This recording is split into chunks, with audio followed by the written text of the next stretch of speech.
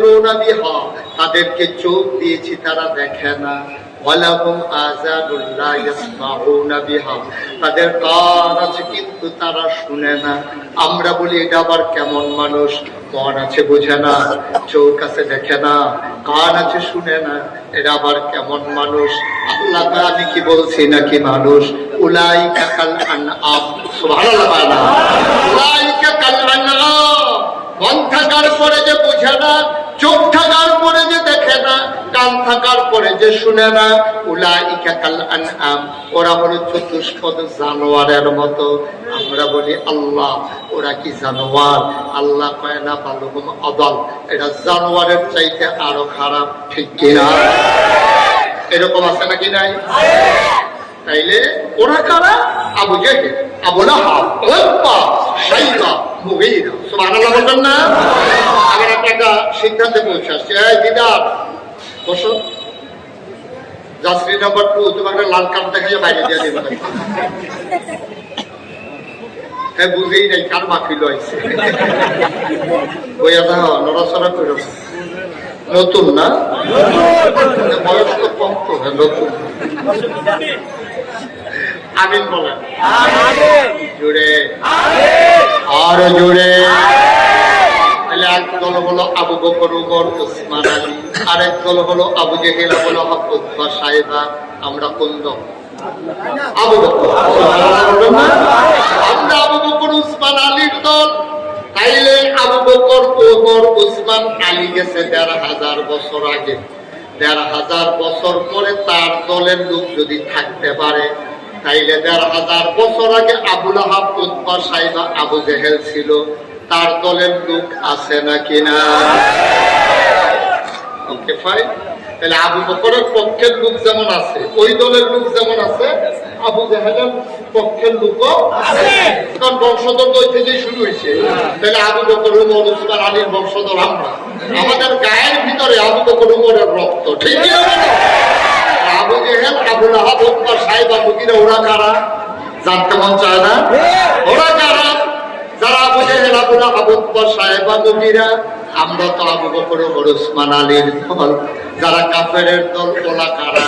এখন এই বাংলাদেশে আছে শতকরা ৯০ জন, ৯২ জন মুসলমানের দেশে আলেম ওলামারে নিয়ে টিটকারি মারে, মুসলমানের বিরুদ্ধে কথা কয়, মস্কারা করে, আছে নাকি না?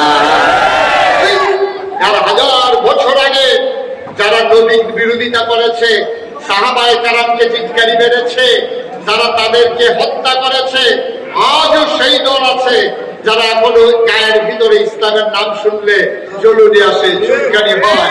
আলেম ওলামা দেখলে টিটকারি মারে, ঠিক কিনা বলো? মাদ্রাসা দেখলে টিটকারি মারে, কয় এত মাদ্রাসা যে হইছে আর কবরে কিয়ামতের লক্ষ্য। এত বেশি মাদ্রাসা হওয়া লাগে। এই যে ভাইরা এদিকে একটু আওয়াজটা বন্ধ করাই দেন, আওয়াজটা বন্ধ করাইতে হবে তো, ঠিক আছে? তো মাদ্রাসা বেশি হওয়া এটা কিয়ামতের লক্ষণ না? আরে আগে পুরো এলাকায় ১-২টা মাদ্রাসা ছিল না, এখন বিল্ডিং এ শুধু মাদ্রাসা আর মাদ্রাসা।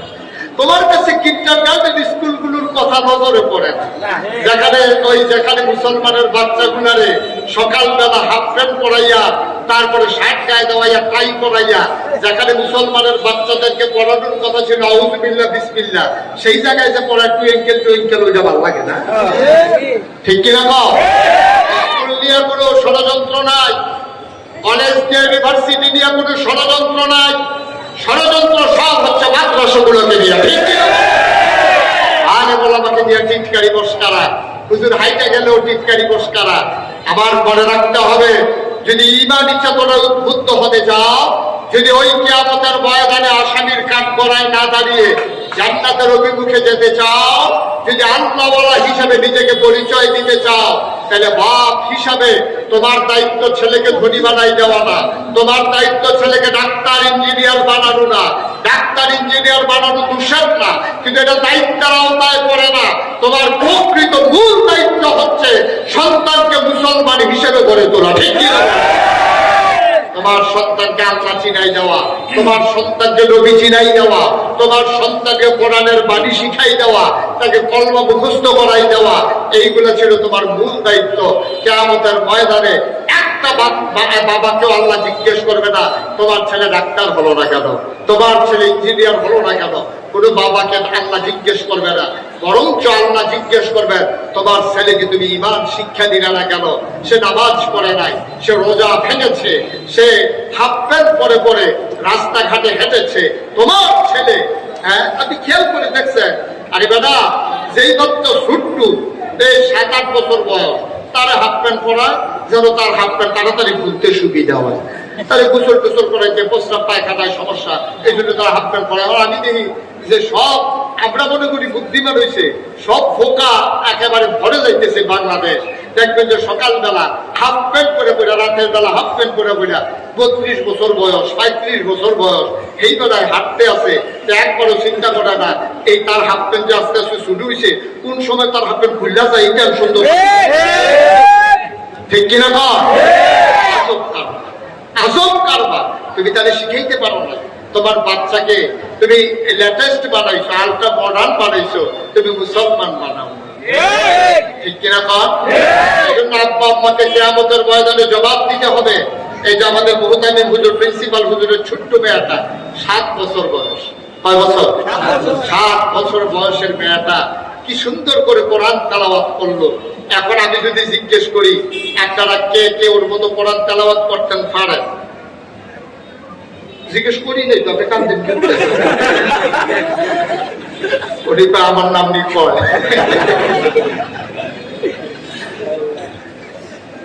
পারবো না, আমরা অনেকেই পারবো, ঠিক কিনা কর? আমরা অনেক কিছু পারি, কিন্তু আমরা দিনটা বুঝি নাই, আমরা ইসলাম বুঝি নাই, কোরআন পারি নাই। এই জন্য রওজাতুল আতফাল, বাংলাদেশের রওজাতুল আতফাল এই এলাকায় অবদান রেখে যাচ্ছে।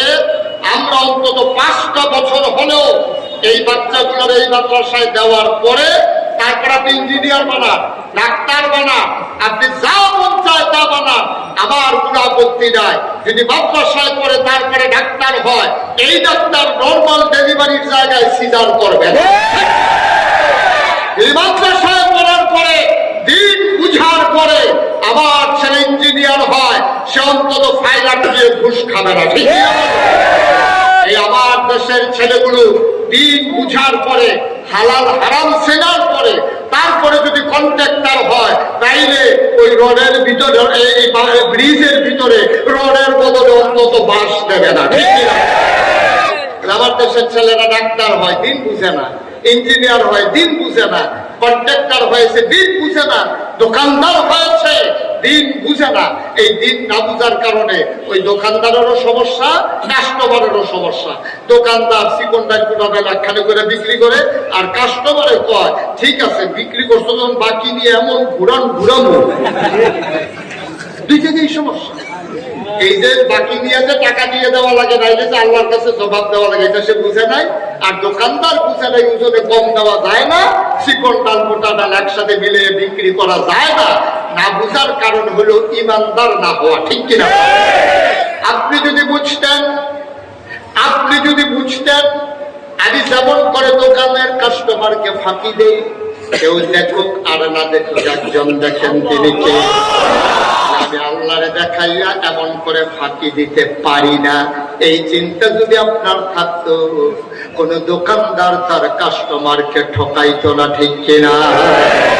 আমি দোকান বাকি নিয়েছি, আমি বাকি খেয়েছি, বেতন পেলে টাকা পেয়ে দেব, এই যে ওয়াদা করলাম, কেউ শুনুক আর না শুনুক, কে শুনেন? শুনে ওয়াদা করেছেন। আপনার কলিজার ভিতরে যদি আল্লাহর ভয় থাকতো, তাইলে কোনদিনও আপনি মাস শেষে টাকা না দিয়া ঘুরাইতে পারতেন না, ঠিক কিনা?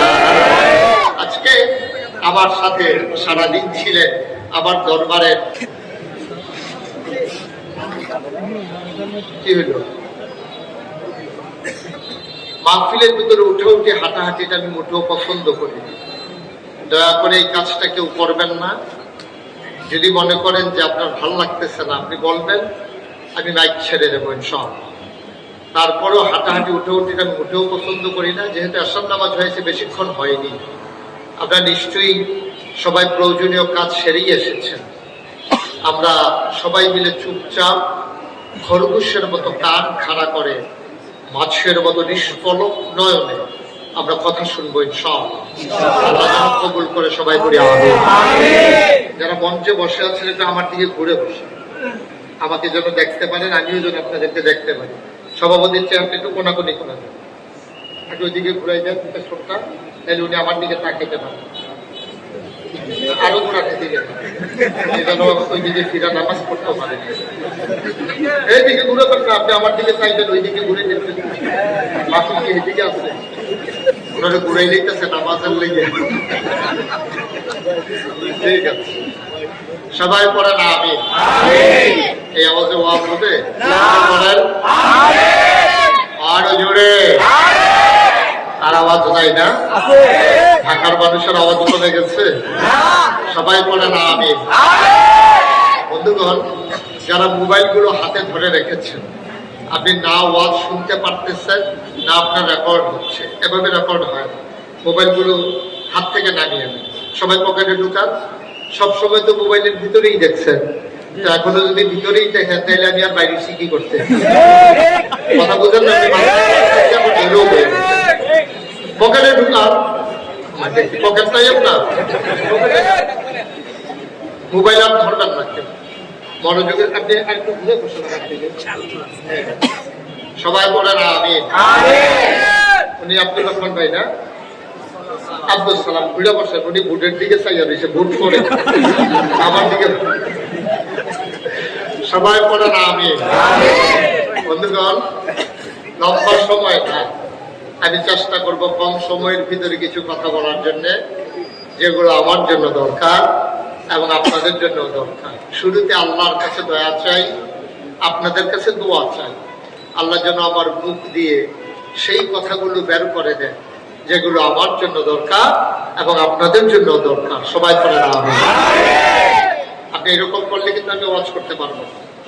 ইতিমধ্যে আপনি বিরক্ত করে ফেলছেন আমাকে। সবাই পড়েন আলহামদুলিল্লাহ, বলেন সুবহানাল্লাহ, বলেন আল্লাহু আকবার। শুকরিয়া আদায় করলাম কার? করব কার? করে যাব কার? লস না লাভ? কম না বেশি? প্রমাণ আছে নাকি নাই? আমার আল্লাহ রাব্বুল আলামিন কোরআনুল কারীমে কত সুন্দর করে ওয়াজ করে দিলেন। আল্লাহ বলেন, লা ইন শাকারতুম লা আযীদান্নাকুম। ও দুনিয়ার মানুষ, নিয়ামত পেয়ে যদি শুকরিয়া আদায় করবে, যেই নিয়ামত পেয়ে শুকরিয়া আদায় করবে, শুকরিয়া আদায়ের কারণে ওই নিয়ামত আমার আল্লাহ আরো বহুত গুণে বাড়িয়ে দেবেন। বলেন সুবহানাল্লাহ। আমার আল্লাহ যা বলেন তা করেন নাকি করেন না? কম কম না বেশি বেশি? প্রমাণ আছে নাকি নাই? কোরআনুল কারীমে 30 পারায় সূরা বুরুজের শেষ অংশে আল্লাহ কত সুন্দর করে ওয়াজ করে দিলেন। আল্লাহ বলেন, ফাআলুল লিমা ইউরিদ। আমার আল্লাহ এমন আল্লাহ, তার যা মন চায় ওই কাজটাকে আমার আল্লাহ বেশি বেশি করে দেন। বলেন সুবহানাল্লাহ। আমার আল্লাহ দুনিয়ার মানুষের মতো না। দুনিয়ার মানুষ বলে একটা, করে আর একটা ঠিক না। অসুখে পড়লে একরকম, ভালো হয়ে গেলে আরেক রকম। বিপদে পড়লে একরকম, বিপদ দূর হয়ে গেলে আরেক রকম। নির্বাচনে দাঁড়াইলে একরকম, পাশ করার পরে আরেক রকম। ঠিক মুসলমান মন দিয়ে শুনো, আমার আল্লাহ রাব্বুল আলামিন তিনি যা বলেন তিনি তাই করে দেন। তিনি কখনো ওয়াদা খেলাফ করেন না। ওয়াদা খেলাফ করা আমার আল্লাহর জন্য শোভা পায় না। তিনি নিজেই নিজের ব্যাপারে ওয়াজ করে দিলেন। আল্লাহ বলেন, ইন্নাকা লা তুখলিফুল মিআদ। আমার আল্লাহ এমন আল্লাহ, তিনি যা ওয়াদা করেন ওয়াদার খেলাফ করা আমার আল্লাহর জন্য শোভা পায় না। বলেন সুবহানাল্লাহ। বন্ধুরা আমার, ভাইরা আমার, আমার আল্লাহ এই দুনিয়ার ভিতরে মানুষ বানিয়েছেন। মানুষ করে আপনাকে, আমাকে, আমাদের সবাইকে বানানোর পরে এমনি এমনি ছেড়ে দেন নাই। কোন পথে গেলে জান্নাত, কোন পথে গেলে জাহান্নাম, কোন পথে গেলে লাভ, কোন পথে গেলে লোকসান, কোন পথে ভালো, কোন পথে মন্দ, কোন পথে কল্যাণ, কোন পথে অকল্যাণ, কোন পথে শিরক বিদআত, কোন পথে তাওহীদ রিসালাত, কোন পথে কুফর আর কোন পথে ইসলাম জানানোর জন্য আমার আল্লাহ যুগে যুগে নবী এবং রাসূল পাঠিয়েছেন। এই নবীদের মাঝে যিনি সবার সেরা, যিনি সবার শেষ, সুবহানাল্লাহ বলবেন না? ইমামুল মুরসালিন, তিনি খাতামান নবিয়্যিন, তিনি রাহমাতুল লিল আলামিন, সুবহানাল্লাহ। এই মহান তিনটা উপাধি আমার নবীর জন্য নির্ধারণ করা হয়েছে।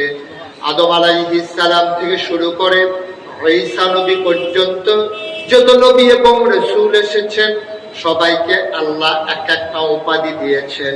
যেমন আদম সফিউল্লাহ, নূহ আদমের সানি, ইব্রাহিম খলিলুল্লাহ, ইসমাইল জবিউল্লাহ, মুসা কালিমুল্লাহ, ঈসা রূহুল্লাহ, সুবহানাল্লাহ। সুলাইমান নবীর দিলেন রাজত্ব, দাউদ নবীর দিলেন সুন্দর কণ্ঠ, ইউসুফ নবীর দিলেন সুন্দর চেহারা। স্বাভাবিকভাবে প্রশ্ন জাগে, সব নবীরে সব দিলেন, আমার নবীরে কি দিলেন? আমরা যখন জানতে চাই সবাই মিলে একমত হয়ে গেল। সাহাবিন, তাবেঈন, তবে তাবেঈন, উম্মাহাতুল মুমিনিন, আইম্মে মুজতাহিদিন, আইম্মে শরীয়ত, আইম্মে তরিকত, সালফে সালিহিন, উলামায়ে মুতাকাদ্দিমিন মুতাআখিরিন, ইমাম সাহেবান, মুফাসসিরিনে কেরাম, মুফতিয়ানে আযম, সবাই মিলে কয় 1,24,000 বলো আর 2,24,000 বলো, সকল নবী এবং রাসূল মিলে যা আমার নবীজি একাই তা। সুলাইমান নবীর রাজত্ব আমার নবীর আছে নাকি নাই? আমার নবীকে দিতে চেয়েছেন, আমার নবী নেয় নাই, সুবহানাল্লাহ। দাউদ নবীর সুন্দর কণ্ঠ আমার নবীর মাঝে ছিল নাকি ছিল না?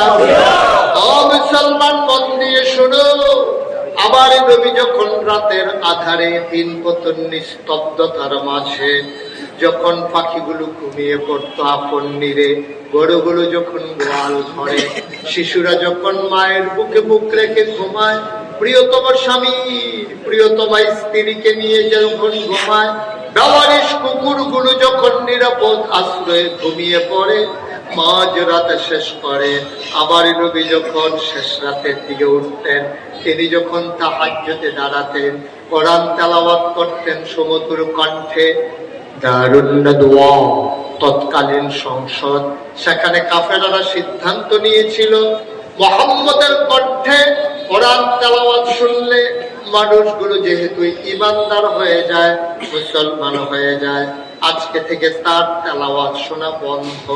আইন করা হলো, আইনের জায়গায় আইন পড়ে রইল। যখন নবী তেলাওয়াত শুরু করলেন, ঘরের চতুর্পার্শ্বে কাফের সর্দারেরা দাঁড়িয়ে গেলেন আপন আপন জায়গায়। তেলাওয়াত শেষ, সূর্য যখন উঠে যাবে, পূর্ব আকাশ যখন আলোকিত হলো, তাকাইয়া দেখলো একজন আরেকজনের সাথে প্রচন্ড ধাক্কা খায়। তাকাইয়া দেখে যারা আইন করেছে, আইন ভেঙ্গে তার তেলাওয়াত শোনার জন্য নির্ঘুম রাত কাটিয়ে নবীর ঘরের পাশে এসে দাঁড়িয়ে গেছে।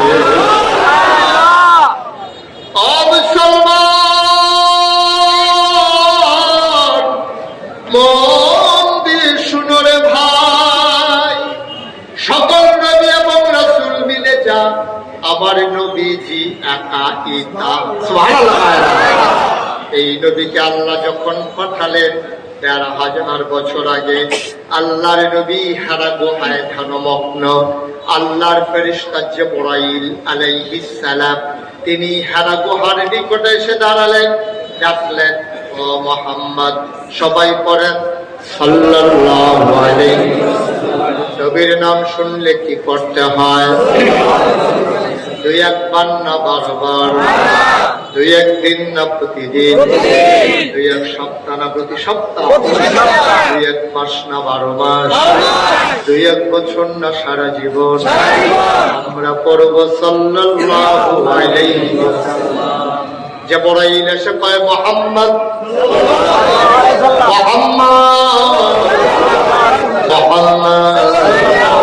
আজকে থেকে আপনি মোহাম্মদ ইবনে আব্দুল্লাহ না।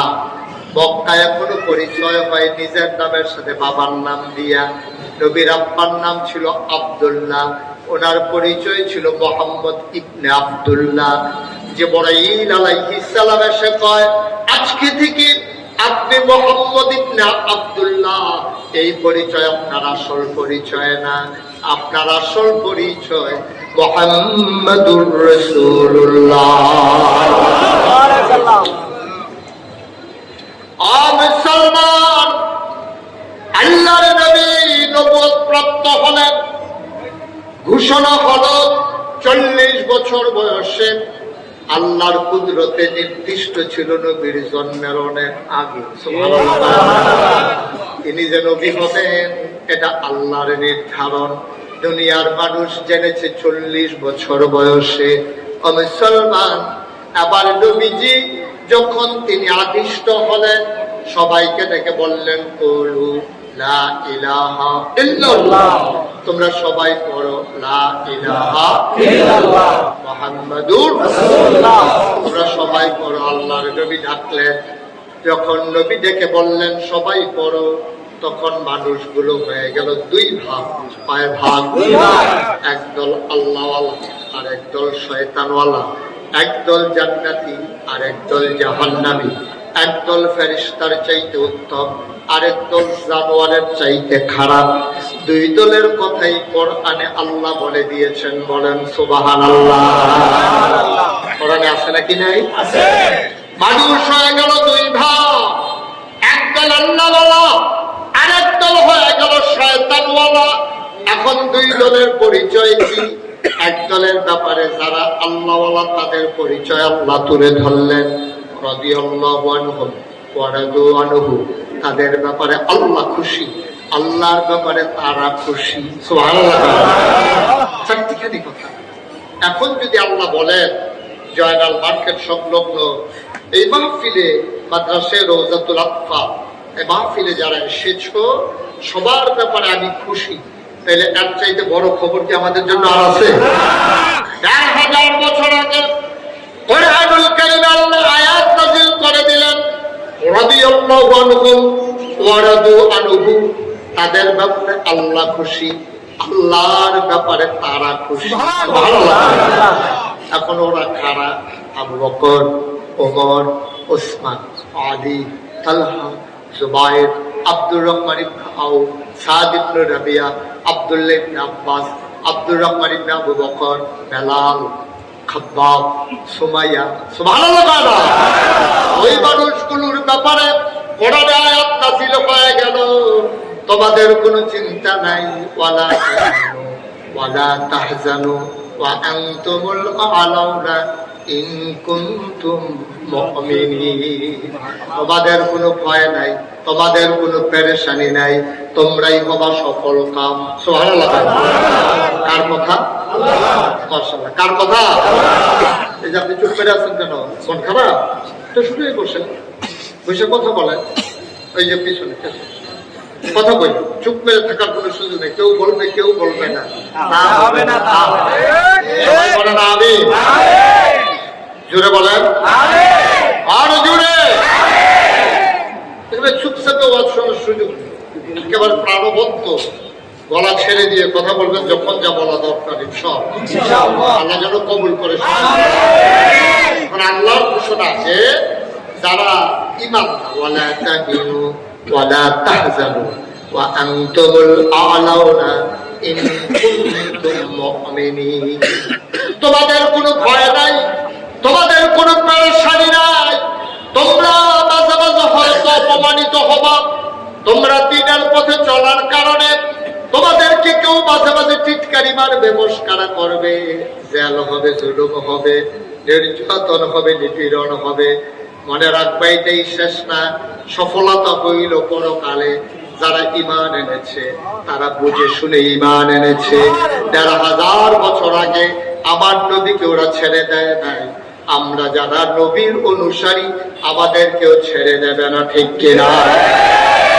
ঈমান আনতে গেলে ১৫০০০ বছর আগে যেমন করে টিটকারি মস্কারা হয়েছে, ৩ বছর আমার নবীকে জেল প্রকোষ্ঠে ঢুকিয়ে রাখা হয়েছে, নিজের দেশে থাকতে দেওয়া হয়নি, মদিনায় পাঠিয়ে দেওয়া হয়েছে। আমরা যারা ৫৬,০০০ বর্গ মাইলের বাংলাদেশে, টেকনাফ থেকে তেঁতুলিয়া, রূপসা থেকে পাথুরিয়া, সুন্দরবন থেকে বান্দরবন, ১৮ কোটি মানুষ যখন দিনের পথে অটল অবিচল রাস্তা নিয়ে দাঁড়িয়ে যাবে, মামলা হবে, হামলা হবে, জেল জুলুম নির্যাতন হবে, প্রয়োজনে জীবন দেওয়া যাবে, ঈমান দেওয়া যাবে না। রাজি আছো কিনা?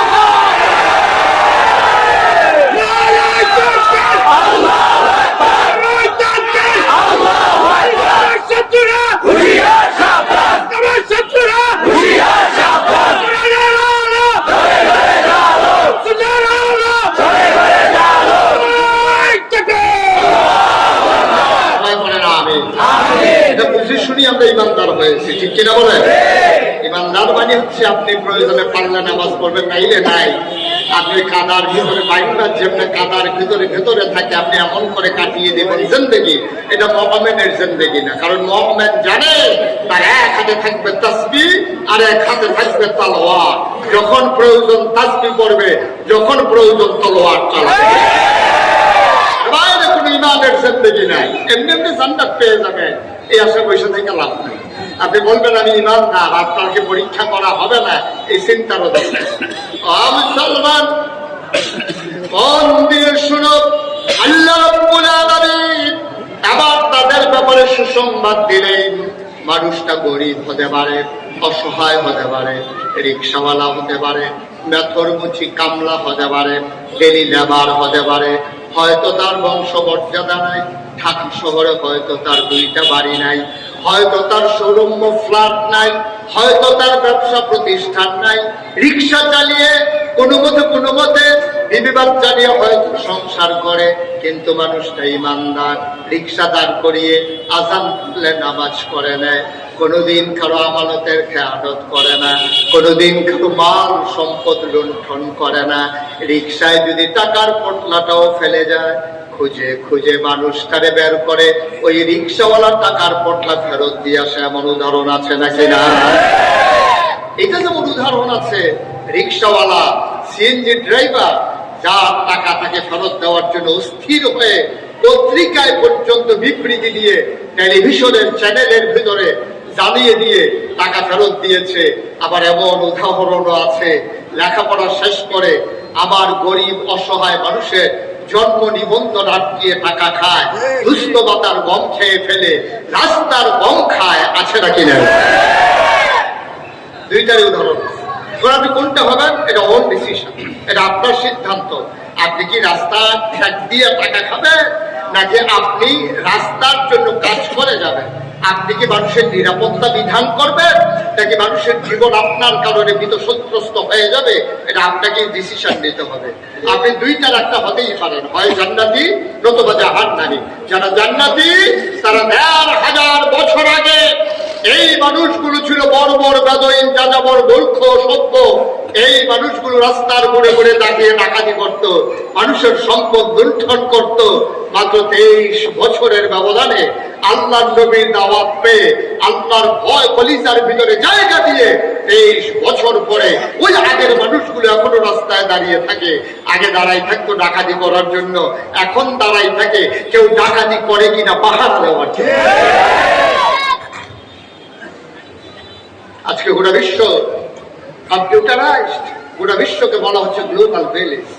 আজকে আমরা উন্নতির চরম শিখরে আরোহণ করেছি, আমাদের বিশাল বিশাল সুরঙ্গ অট্টালিকা হয়েছে, আমাদের অনেক টাকা হয়েছে, কিন্তু আমরা নৈতিকতা, আমরা নিজেদের সচ্চরিত্র আমরা হারিয়ে ফেলেছি। ঠিক কিনা বলেন? কেমনে কারিকার সম্পদ লুণ্ঠন করা যায়? রিক্সাওয়ালা টাকা ফেরত দিয়ে আসে, আর বিসিএস ক্যাডার মানুষগুলো ফাইনাল দিয়ে ঘুষ খায়। ঠিক কিনা বলেন? এখন আপনি কোনটা হবে? আপনি কি আল্লাহওয়ালা হবে নাকি শয়তানওয়ালা হবে? আপনি কি জান্নাতি হবে নাকি জাহান্নামী হবে? সিদ্ধান্ত নিতে হবে আপনাকে। ঠিক কিনা বলেন? ১,০০০ বছর আগে যে মানুষগুলো সিদ্ধান্ত নিল আমরা হয়ে যাব আল্লাহওয়ালা, তারা তখন কি করলো? তারা ফান্ডামেন্টাল কিছু ডিসিশন নিল। আমরা অবৈধ কামাই করব না, হারাম খানা খাবো না, আল্লাহর দেয়া বিধান ছাড়বো না, আল্লাহ যা হা বলেছেন আমি না বলবো না, আল্লাহ যা না বলেছেন আমি তাকে হা বলবো না। ঠিক কিনা? আল্লাহ হুকুম দিয়ে দিলেন করো, করতে পারবা না, ধরো, ধরবা না, ছাড়ো, ছাড়বা না, এইরকম হুকুম দিল 500। কয়শো? কথা পায় না? 500। যারা পররে করছে আর মজা করছে, যেটাকে ছেড়ে দিয়েছে, ওরাই হয়েছে আল্লাহওয়ালা। ও মুসলমান, তারা দুনিয়ায় থাকতে জান্নাতের সুসংবাদ পেয়েছে। ঠিক কিনা? আরেক দল শয়তান। আরেক দল কি? কথা বল। আরেক দল কি? শয়তান, জাহান্নামী। ওরা কারা? ওদের ব্যাপারে আল্লাহ কোরআনে ওয়াজ করে দিয়েছেন। শুনতে মন চায়? কোরআনে ঢুকালামে আবার একটু মারদুর শয়তান থেকে ফেরে হয়েছে যিনি রহমান, যিনি রহিম, তার নামে চলে আবার করি। আউযু বিল্লাহি মিনাশ শাইতানির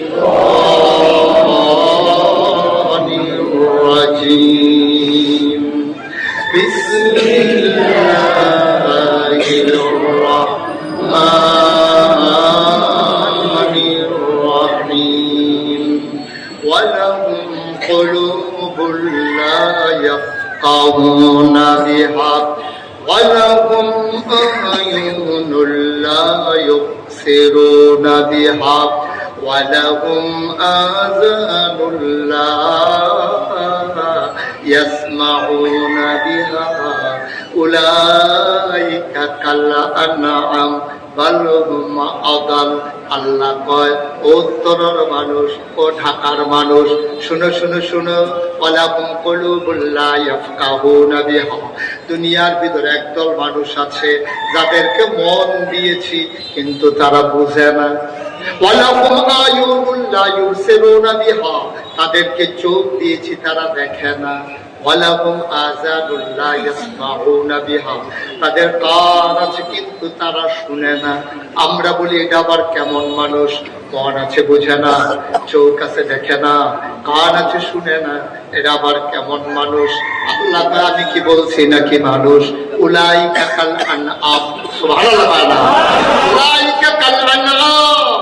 মন থাকার পরে যে বুঝে না, চোখ থাকার পরে যে দেখে না, কান থাকার পরে যে শুনে না, উলাইকা কাল আনআম। ওরা হলো চতুষ্পদ জানোয়ারের মতো। আমরা বলি আল্লাহ, ওরা কি জানোয়ার? আল্লাহ কয় না, বালুহুম আদাল। এটা জানোয়ারের চাইতে আরো খারাপ। ঠিক কিনা? এরকম আছে নাকি নাই? তাইলে ওরা কারা? আবু জেহেল, আবু লাহাব, উতবা, শাইবা, মুগীরা। সুবহানাল্লাহ বলবেন না? আবার একটা সিদ্ধান্তে পৌঁছে আসছে। এই দিদার, বসো।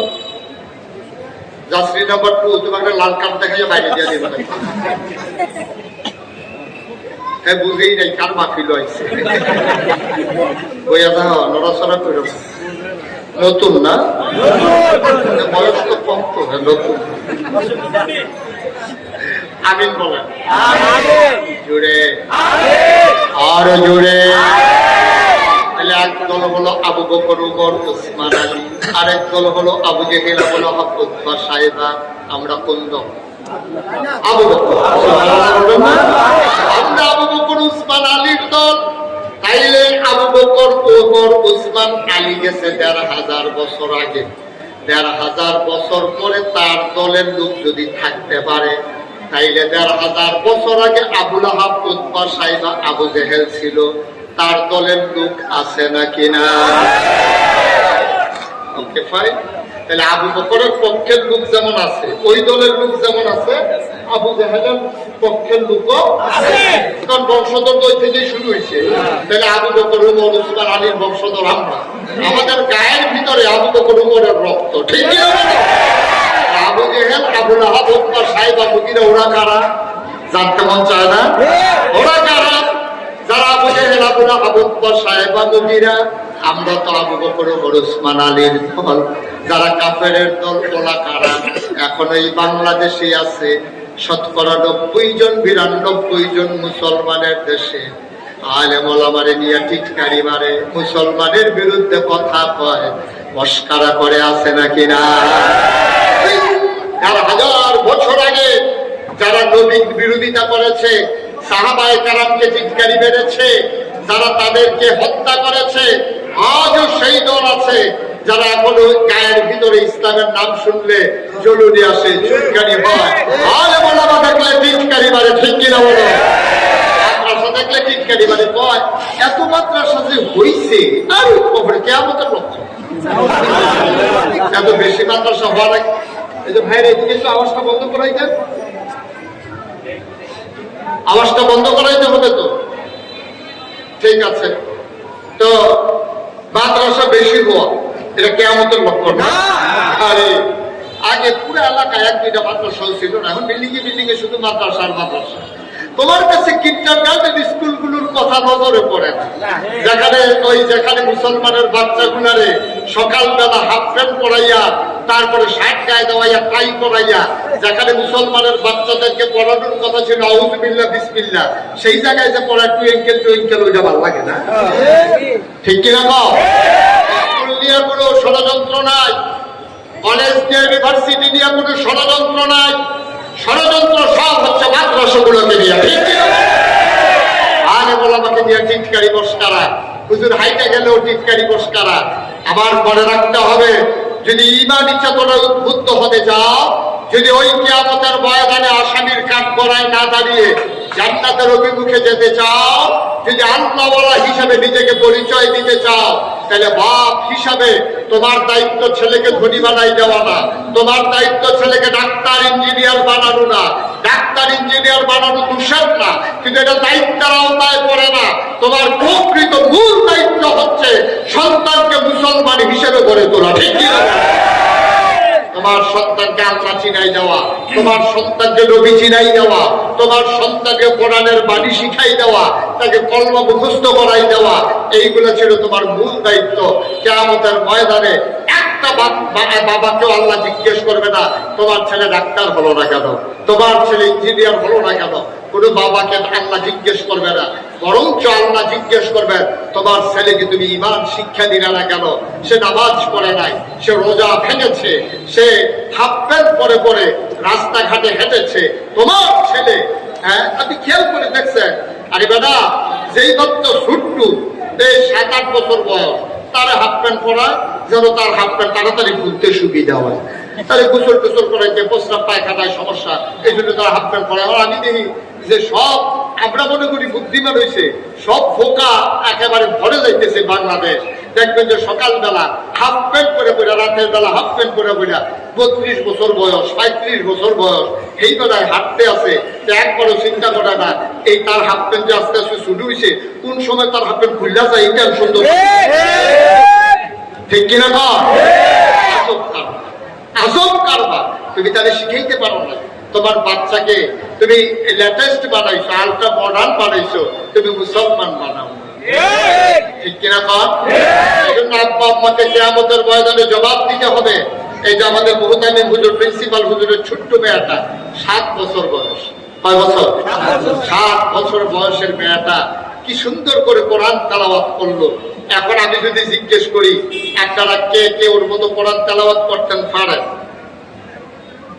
জিজ্ঞেস করি নাই তো, আপনি কান্দেন ওটা আমার নাম নিয়ে কয়।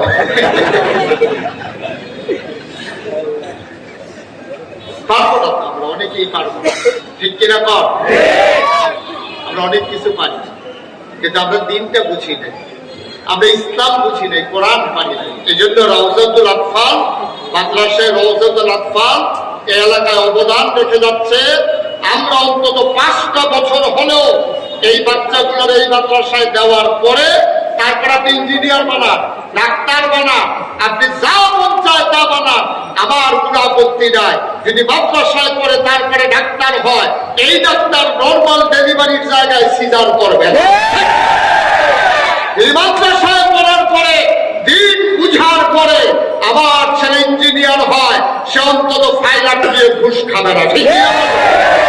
এই আমার দেশের ছেলেগুলো দিন বুঝার পরে, হালাল হারাম চেনার পরে, তারপরে যদি কন্ট্রাক্টর হয়, তাইলে ওই রডের ভিতরে, এই ব্রিজের ভিতরে রডের বদলে অন্তত বাঁশ দেবে না। ঠিক না? আমার দেশের ছেলেরা ডাক্তার হয়, দিন বুঝে না, ইঞ্জিনিয়ার হয়, দিন বুঝে না, কন্ট্রাক্টর হয়েছে, দিন বুঝে না, দোকানদার হয়েছে, দিন বুঝে না। এই দিন না বুঝার কারণে ওই দোকানদারেরও সমস্যা, কাস্টমারেরও সমস্যা। দোকানদার চিকনদার গুণাবে লাখখানে করে বিক্রি করে, আর কাস্টমারে কয় ঠিক আছে বিক্রি করছো, যখন বাকি নিয়ে এমন ঘুরামো, দুই জায়গায় সমস্যা। এই যে বাকি নিয়ে যে টাকা দিয়ে দেওয়া লাগে না, এই যে আল্লাহর কাছে জবাব দেওয়া লাগে, এটা সে বুঝে নাই। আর দোকানদার বুঝে নাই ওজনে কম দেওয়া যায় না, চিকন ডাল মোটা ডাল একসাথে মিলিয়ে বিক্রি করা যায় না। না বুঝার কারণ হলো ইমানদার না হওয়া। ঠিক কিনা? আপনি যদি বুঝতেন, আমি যেমন করে দোকানের কাস্টমারকে ফাঁকি দেই, কেউ দেখুক আর না দেখুক, একজন দেখেন তিনি কে। আমি আল্লাহরে দেখাইয়া এমন করে ফাঁকি দিতে পারি না। এই চিন্তা যদি আপনার থাকতো, কোন দোকানদার তার কাস্টমারকে ঠকাইতো না। ঠিক কিনা? আমি দোকান বাকি নিয়েছি, আমি বাকি খেয়েছি, বেতন পেলে টাকা পেয়ে দেব, এই যে ওয়াদা করলাম, কেউ শুনুক আর না শুনুক, কে শুনেন? শুনে ওয়াদা করেছেন। আপনার কলিজার ভিতরে যদি আল্লাহর ভয় থাকতো, তাইলে কোনদিনও আপনি মাস শেষে টাকা না দিয়া ঘুরাইতে পারতেন না। ঠিক কিনা? আজকে আমার সাথে সারাদিন ছিলেন আমার দরবারের বিশিষ্ট খাদেম।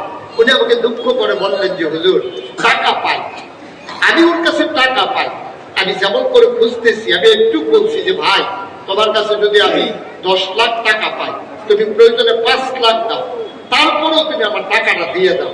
হুজুর মনে হয় যেন আমি তার কাছে ভিক্ষা চাইতেছি। এমন অনুনয় বিনয় করে চাওয়ার পরেও টাকাটা আমি ফেরত পাচ্ছি না। আমি বললাম না পাওয়ার একটাই কারণ, তার কলিজার ভিতরে আল্লাহর ভয় নাই, ঢেলে দে লুটে পুটে খাই। ঠিক কিনা বলো? যে হচ্ছে আমাদের সমস্যা, আমাদের আল্লাহর ভয় নেই। আমরা মনে করি যে কোনো ভাবেই হোক আমার টাকা কামাই করা লাগবে।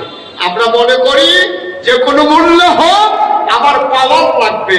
এত মজার জিনিস না পাওয়া। আসলে সেই কথা শুনি, এত মজার সুযোগ না। দেখছেন না, আমার পাওয়ার লাগবে, পাওয়া। যারা মিডিয়ার সামনে বলেছে ওরা আজকে কই রান্না করা গরম ভাতগুলো তাদের কপালে জুটে নাই। এই হচ্ছে বাস্তবতা। আমরা তো ইতিহাস থেকে শিক্ষা নেই না। আমাদের সমস্যা হচ্ছে এটা, আমরা দেখি যে এই গর্তের ভিতরে পইরা একজনের পাও ভাইয়া গেছে, এই গর্তের ভিতরে ফলাফল লাফাইয়া লাফাইয়া এসে পড়তে আছে। আমাদের খাসিয়ত আমরা আজকে ধ্বংস হয়ে। আমি যখন জানলাম এখানে গর্ত আছে, পা দিলে পা ভেঙে যাবে, তাহলে আমি অ্যাভয়েড করবো, আমি পরহেজ করবো। আমি গর্তের কাছে দিয়েও যাবো না। লাল নিশান লাগিয়ে দেওয়া হয়েছে, এখানে গর্ত আছে। লাল নিশান লাগানো মানে কি, যে এখানে গর্ত আছে এখানে আসবেন না। এতে লাল নিশান উঠাইয়া পাশের জায়গা খেতে গিয়া নামছে। এটার নাম হলো বাংলাদেশ। আমরা শিক্ষা গ্রহণ করি না, কারণ হচ্ছে একটাই, আমাদের কলিজার ভিতরে আল্লাহর ভয় নাই। মুসলমান, আবু বকর সিদ্দিক নবীর পরে যিনি খলিফা হলেন, ওনার উপাধি হলো খলিফাতুর রাসূল। তিনি আল্লাহ রাসূলের খলিফা। তারপরে ওনার ইন্তেকাল হয়ে গেল। সবাই মিলে হযরত ওমরকে খলিফা বানিয়ে দিলেন। সুবহানাল্লাহ। ওমর বললেন, মাফ চাই, তোমরা আমারে খলিফা বানাইও না। দেখেছেন ক্ষমতার কি ভয়। আর আমাদের ক্ষমতা এনজয় করে, ক্ষমতা পুঁজি সারা বিনিয়োগ করে, কোটি কোটি টাকা খরচ করে ক্ষমতায় যাওয়ার জন্য। মনে করেছে আল্লাহ আল্লাহ করে যদি কোনো মতে যাইতে পারি, গন্ধ খাবো বস্তা শুদ্ধ ভুসি বানাই। নাউজুবিল্লাহ বলবেন না? এত মজা মনে করছে ওই দিকের দিক 60 বছর নাইলে 70 বছর। আপনি কি মরবেন না? আপনি কবরে থাকবেন না? কি নিয়ে যাবেন কবরে? কি নিয়ে রওনা করেছে? মুসলমান মন দিয়ে শুনুন, সবাই মিলে উমরকে ধরলেন। পরবর্তী খলিফা হবেন আপনি। তখন অর্ধেকটা পৃথিবী মুসলমানদের দখলে। খুব খেয়াল, গোটা পৃথিবীটাকে একটা কুমড়া মনে করে। আপনি যদি মিষ্টি কুমড়ার মাঝামাঝি মাঝ বরাবর কাটেন, অর্ধেকটা মিষ্টি কুমড়া যেমন গোড়া পৃথিবীর 2 ভাগ করলে 31 লক্ষ বর্গ মাইল স্থলভাগ এবং জলভাগ মিলিয়ে অর্ধেকটা, পুরা পৃথিবীর অর্ধেকটার প্রেসিডেন্ট ছিলেন হযরত ওমর। বলেন সুবহানাল্লাহ। আর আমার বাংলাদেশ 56,000 বর্গ মাইলের ছোট্ট একটা দেশ, লোক সংখ্যা হয়তো আমরা বেশি, আমাদের ছোট্ট একটা দেশ, এটার ভিতরে ক্ষমতায় যাওয়ার জন্য মানুষ করে কি? আর উমরের কাছে আইসা সবাই প্রস্তাব দিছে, ওমর আপনি হবেন আমাদের পরবর্তী খলিফা, আপনি হবেন প্রেসিডেন্ট। ওমর বলে বাপ চাই। আপনি কথার ওজন বুঝেন? পার্থক্যটা বুঝেন? আপনি পার্থক্যটা বুঝেন? এখন আমরা ক্ষমতা নিয়ে কারাকারি, আর উমরকে বলতেছে আপনি নেবেন, কোন প্রতিদ্বন্দ্বী নাই। উমর বলছে মাপ চাই, আমাকে তোমরা এই জায়গায় দিও না। তো আপনি না গেলে কে যাবে? আবার উমর কাঁদতেছে। উমরের মা উমরকে যদি জন্ম না দিত কতই না ভালো হতো। উমর যদি একটা কুকুর হতো, উমর যদি একটা পশু পাখি হতো, একদিন সে মরে যেত, তার হিসাব শেষ।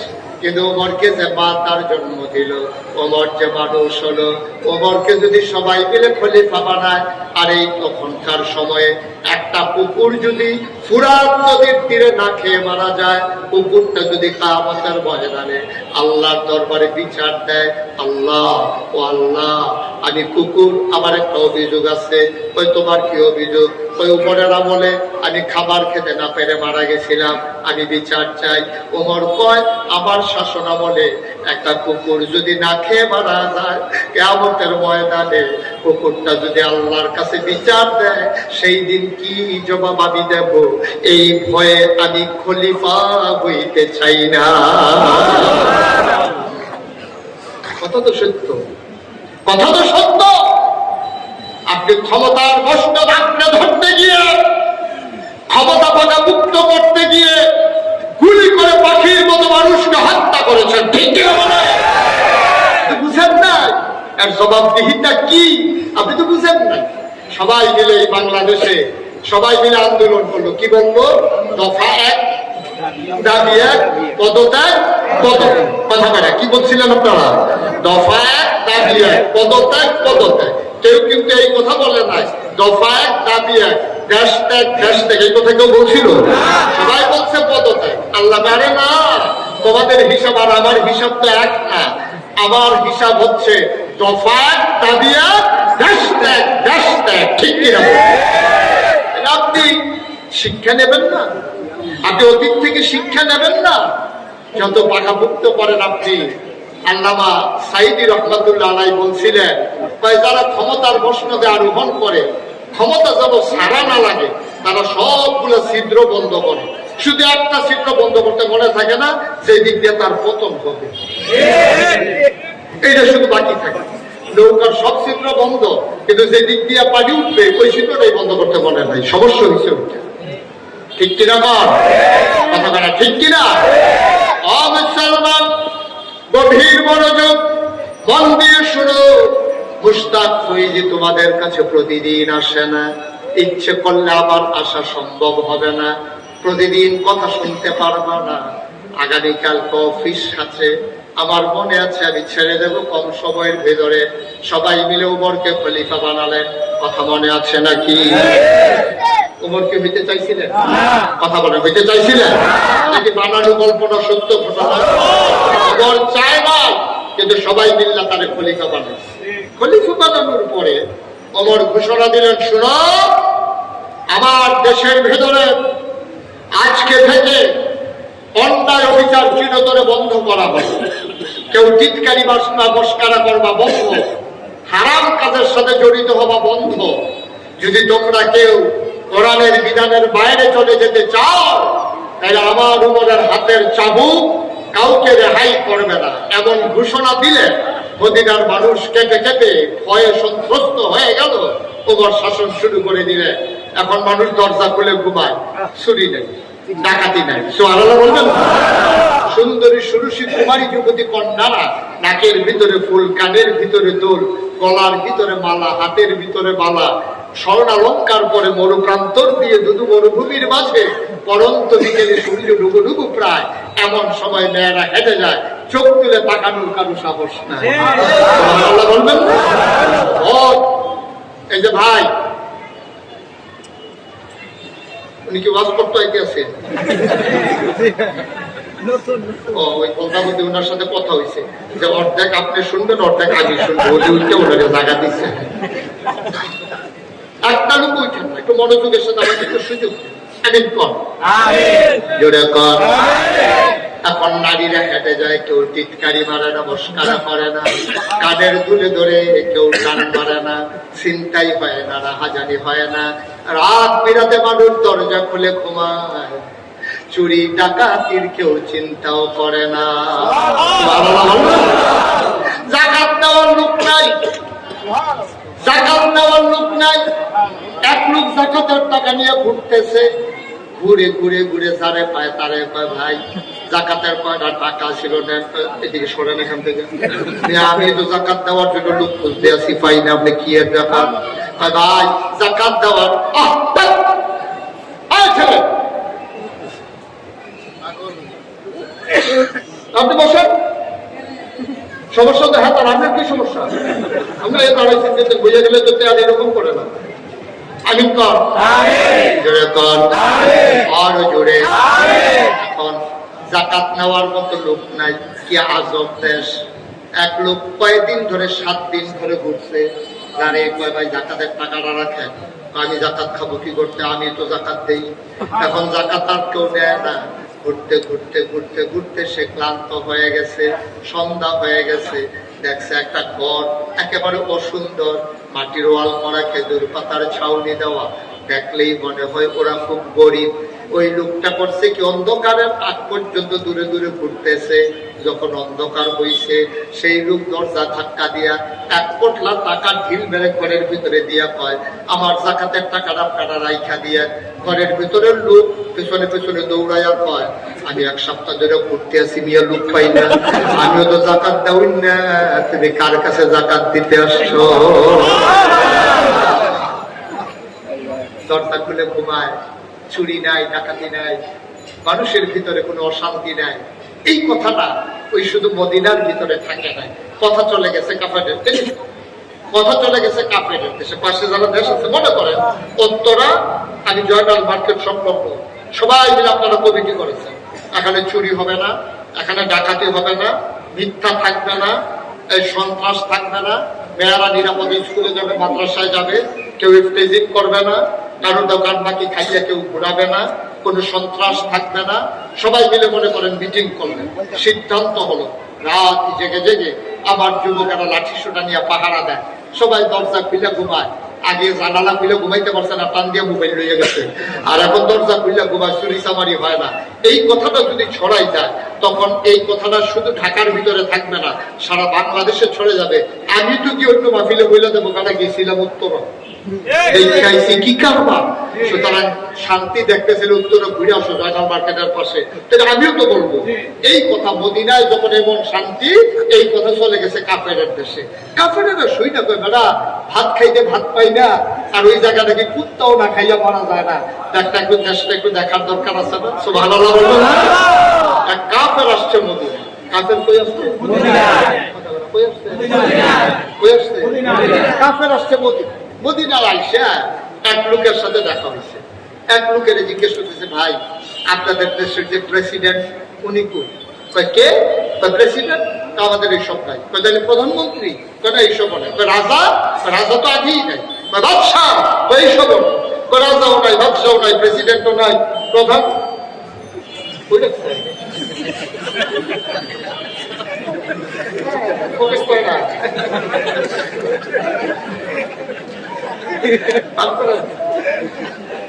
সবসময় না ঘরের ভিতরে ঢুকাইবেন বার করবেন, ঢুকাইবেন বার করবেন, ফোনের জন্য বার করতে সুবিধা হয়। হ্যাঁ, ঠিক আছে, পাইছি। আমিন কর। পাঞ্জাবের ভাজে পড়ে গেছে যে উনি খুঁজতে খুঁজতে মোবাইলের রিংটোন একটা শেষ হয়েছে, মাস তাও পাইছে। বন্ধ করে দেন একবার, আমার জন্য না আসে। আমিন কর। জুড়ে টায়ার্ড হয়ে গেছেন আপনারা? এই ওয়াজ কি শেষ করে দেবো? সবাই বলা আমি মদিনায় এই যে শান্তি, কাফের আসছে বিদেশ থেকে, কথা মনে আছে তো নাকি? এসে মুরব্বী এক বুড়ে বেড়ারি জিগা ভাই, তোমাদের প্রেসিডেন্ট প্রধানমন্ত্রী